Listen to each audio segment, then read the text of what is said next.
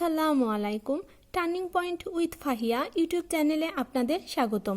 47তম BCS preliminary পরীক্ষায় 130+ পাওয়ার টার্গেটে আমি প্রতিদিন সাজেশন ভিত্তিক পড়ার রুটিন শেয়ার করছি। আমার ভিডিওটি দেখলে কোন বিষয়টি গুরুত্বপূর্ণ, কোন বিষয়ের কোন টপিকসটা বেশি গুরুত্ব দিয়ে পড়বেন এবং কোন টপিকসগুলো আপনি স্কিপ করতে পারবেন এই সম্পর্কে ক্লিয়ার ধারণা হবে।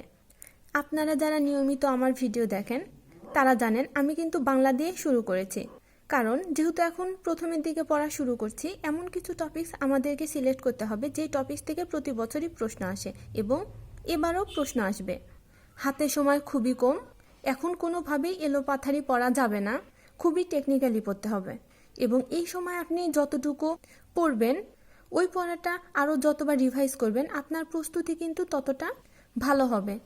অনেক পড়ে কম মনে রাখার চেয়ে ইম্পর্টেন্ট টপিকগুলো পড়ে মনে রেখে পরীক্ষায় ভালো করাটাই কিন্তু সফলতা।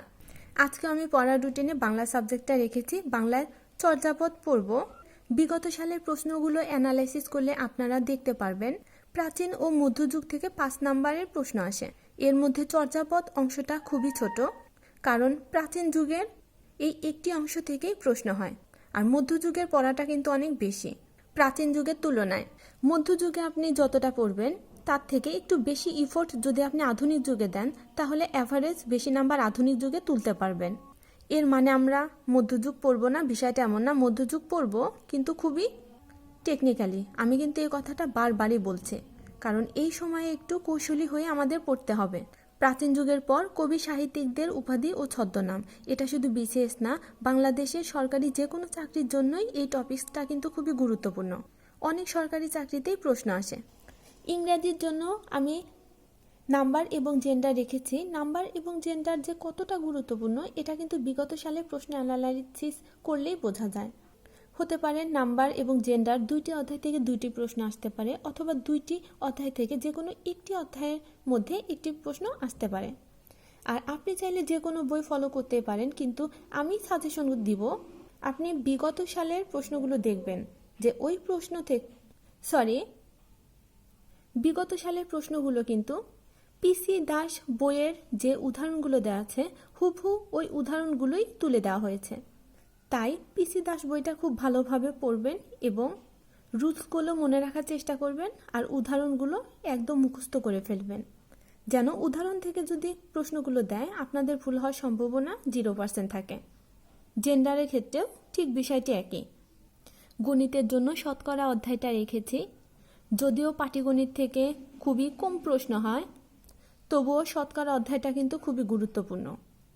পাটিগণিতে এমনিতেই অঙ্কের পরিমাণ খুব বেশি না, কারণ এখানে যেহেতু অধ্যায় কম, সাধারণত একটা অধ্যায় বেশ কয়েকটা করে নিয়ম থেকে প্র্যাকটিস করলে কিন্তু অঙ্ক পারা যাবে। যারা পুরাতন আমার ভিডিওটা নিয়মিত দেখছেন তাদের কাছে হয়তো বা একটু খারাপ লাগতে পারে, কারণ প্রতিদিন আমি একই সাবজেক্টই পড়া দিচ্ছি। আসলে একটা সাবজেক্ট যখন 50 থেকে 60% কমপ্লিট হবে তখন কিন্তু আপনার কনফিডেন্স লেভেলটাও বেড়ে যাবে। আপনি অন্য পড়ার ফাঁকে ফাঁকে এই পড়াগুলো রিভাইজ করতে পারবেন। আর কিছু কিছু অধ্যায়ে পড়া অনেক কম, যেমন ভূগোল, নৈতিকতা এবং লিটারেচার, এই সাবজেক্টগুলোর জন্য একটা সপ্তাহ যথেষ্ট। ইনশাল্লাহ আমি একটি নৈতিকতা সাজেশন দিব, ঈদের পর আপনারা সাজেশনটি পেয়ে যাবেন। যারা নৈতিকতার জন্য বই কেনেননি তারা বিগত সালের প্রশ্নর পাশাপাশি আমার ওই নোটটা যদি পড়েন তাহলে আশা করি ভালো ফলাফল করতে পারবেন। ইনশাল্লাহ 10-এর মধ্যে 6 থেকে 7 নাম্বার কমন পাবেন। আর যারা একদমই নতুন আজকের ভিডিওটি প্রথম দেখছেন, আজকের পড়া থেকে পড়া শুরু না করে অবশ্যই ডে 1 এর ভিডিও থেকে পড়া শুরু করবেন। এখনও হিসাব করলে কিন্তু 90 দিন আছে। এই 90 দিন অনেক সময়, যদি আপনি সঠিকভাবে এবং সঠিক কৌশলে কাজে লাগান। আমার ভিডিওটি দেখার জন্য ধন্যবাদ। আমার ভিডিওটি ভালো লাগলে আমার ভিডিওতে লাইক দিয়ে প্লিজ চ্যানেলটা সাবস্ক্রাইব করবেন এবং আমার ভিডিওটি আপনার ফ্রেন্ডসদের সাথে শেয়ার করবেন যেন তারাও উপকৃত হতে পারে। আল্লাহ হাফেজ।